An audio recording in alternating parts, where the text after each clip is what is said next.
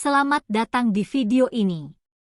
Baru-baru ini, Maurice Chang, pendiri TSMC, pada sebuah simposium, mengakui bahwa pabrik TSMC di AS menelan biaya jauh lebih besar dari yang diharapkan dan kurangnya bakat khusus dan teknologi di Amerika telah membuat proses produksi lebih menantang. Jika satu peralatan gagal, seluruh lini produksi mungkin akan terhenti. TSMC telah mengambil keputusan yang tergesa-gesa untuk melakukan ekspansi ke Amerika.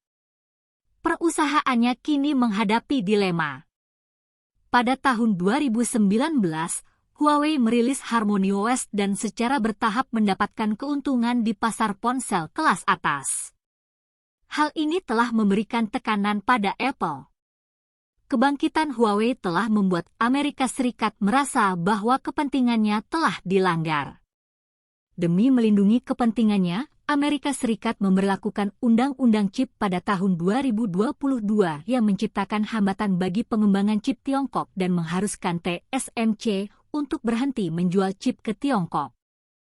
Kemudian Amerika Serikat meminta TSMC untuk merelokasi pabriknya untuk produksi chip 5 nanometer dan 3 nanometer ke AS. Mereka juga merekrut lebih dari 1.000 personel teknis dari TSMC ke pabriknya dan berjanji untuk mensubsidi TSMC dengan 52 miliar dolar. Tetapi sekarang subsidi tidak hanya menyusut sebesar 90%, tetapi bahkan pesanan yang semula dijanjikan telah diberikan kepada perusahaan lokal seperti Qualcomm dan Intel. Terlebih lagi, Buffett dan pemegang saham utama TSMC lainnya telah memilih untuk menjual sejumlah besar sahamnya dan ini menyebabkan nilai pasar TSMC turun sebesar 350 miliar dolar.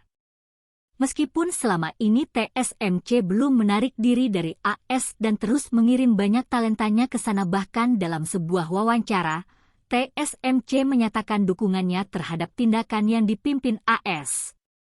Laporan di media menyatakan bahwa TSMC bukan lagi produsen chip terkemuka, namun pendekatan TSMC belum mendapat dukungan dari AS. Perusahaan-perusahaan AS seperti Qualcomm dan Apple telah menyatakan niat mereka untuk memperkuat kerjasama dengan produsen chip lokal. Hilangnya pasar TSMC di daratan Tiongkok juga berisiko. Teknologi semikonduktor Tiongkok telah maju pesat dalam beberapa tahun terakhir secara bertahap menggantikan posisi TSMC di pasar domestik. Pada tahun 2021, Shanghai mencapai produksi murni dalam negeri dari chip 14 nanometer, tidak lagi bergantung pada impor. Selain itu, Tiongkok telah menghasilkan banyak uang. Kemajuan dalam komputer kuantum, bioteknologi dan bidang lain di bidang komputer kuantum, Tiongkok telah memasuki tahap kedua pengembangan komputer kuantum, di mana negara tersebut sudah dapat menggunakan mesin analog untuk melakukan pemrograman dan perhitungan sederhana dan mempertahankan posisi terdepan di dunia pada tahap ini. Maurice Chang pernah mengatakan dalam sebuah wawancara bahwa teknologi manufaktur pembuat chip Tiongkok pada dasarnya lebih rendah daripada TSMC dan mereka setidaknya tertinggal 5 atau 6 tahun. Dia mendorong mereka untuk membangun pabrik di AS dengan percaya diri, namun fakta membuktikan bahwa pengembangan chip dalam negeri Tiongkok bergerak cepat dan chip 14 nanometer telah mencapai produksi massal murni. Pemerintah Tiongkok juga telah menyatakan dengan jelas bahwa mereka akan secara aktif mempromosikan pengembangan industri sirkuit terpadu dalam negeri dan mendukung chip Tiongkok dalam memasuki pasar internasional sambil meliput pasar dalam negeri. Menariknya, TSMC yang awalnya masuk ke Amerika untuk membangun pabrik sekarang menghadapi tantangan, tidak hanya biaya pembangunan pabrik yang berlipat ganda tetapi juga ada kekurangan talenta khusus di Amerika Serikat. Sebelum melanjutkan lebih jauh, beritahu kami apakah Anda menyukai videonya. Jika ya, silakan klik suka dan bagikan, dan mari kita lanjutkan. Korea Selatan dan Jepang adalah dua negara yang menghadapi tantangan serupa pada masa lalu. Pada tahun lalu, Korea Selatan bergabung dengan aliansi yang dibentuk oleh Amerika Serikat untuk mengoordinasikan kebijakan chip dengan dalih bersama-sama mengepung dan menekan chip terhadap Tiongkok. Namun sejak saat itu ekspor semikonduktor Korea Selatan ke Tiongkok telah menurun yang mengakibatkan kerugian hingga 40 miliar yuan. Hal serupa juga terjadi pada tahun 1990-an. Industri chip Jepang menyumbang 50% dari total kerugian yang ditimbulkan oleh chip. Tetapi Amerika Serikat memerintahkan Asosiasi Industri Semikonduktor untuk menekan Jepang dengan mengajukan pengaduan pasal 301 ke Kantor Perwakilan Perdagangan Amerika Serikat untuk pembuangan produk elektronik Jepang. Kemudian Jepang menandatangani perjanjian semikonduktor AS-Jepang yang mewajibkan mereka untuk mendistribusikan produk elektronik dalam negeri Jepang ke Amerika Serikat dan harus disertai dengan mengungkapkan lebih dari 1.000 paten dan tidak membuangnya ke negara lain.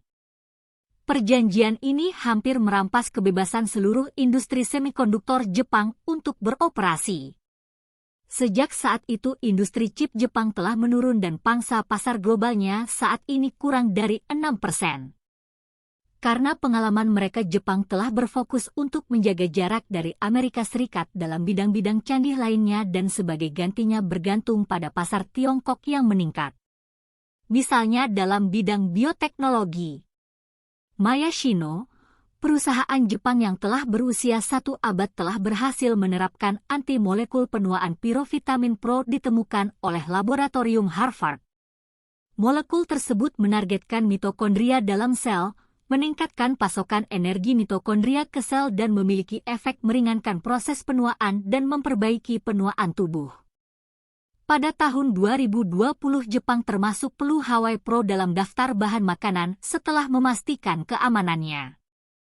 Kemudian memasuki pasar domestik Tiongkok melalui Jingdong dan mendapat respons yang melebihi pasar Jepang. Jingdong menduduki hampir 70% pangsa pasar produk serupa. Dalam 1 tahun mencapai 4 kuartal berturut-turut pertumbuhan pemasaran dan pendapatan tahunan mencapai ratusan juta yuan. Teknologi di belakang Pelu Hawaii Pro juga berkontribusi terhadap pasar penuaan Tiongkok. Menurut lembaga analisis data yang relevan dengan populasi penuaan Tiongkok meningkatkan permintaan teknologi Pelu Hawaii Pro secara bertahap akan meningkat dan diperkirakan akan mencapai ukuran pasar sebesar 23 miliar yuan tahun ini. Banyak orang di industri melihatnya sebagai situasi win-win antara pasar dan teknologi. Kemitraan TSMC dengan Amerika Serikat mungkin disebabkan oleh kurangnya perhatian mereka terhadap pasar Tiongkok. Pernah mengklaim bahwa hanya 10% dari pendapatannya bergantung pada Tiongkok daratan, sementara raksasa chip Eropa, Infant dan NXP, lebih sadar akan keadaan saat ini, sehingga memungkinkan Amerika Serikat untuk menekan mereka, tetapi mereka semua menyatakan bahwa pasar Tiongkok sangat penting. Tidak diragukan lagi pasar Tiongkok adalah sebuah peluang yang sangat besar bagi perkembangan perekonomian global. Walaupun sudah banyak contohnya, TSMC tetap memilih jalannya sendiri dan nasib masa depannya hanya bisa dibayangkan. Bagaimana pendapat Anda mengenai video ini? Jika Anda punya pendapat, silahkan tuliskan pendapat Anda pada bagian komentarnya. Dan jika Anda suka dengan video ini, silahkan klik like dan subscribe. Dengan begitu kami akan membuat video lainnya untuk Anda semua. Terima kasih dan sekian dulu dan sampai jumpa di video berikutnya.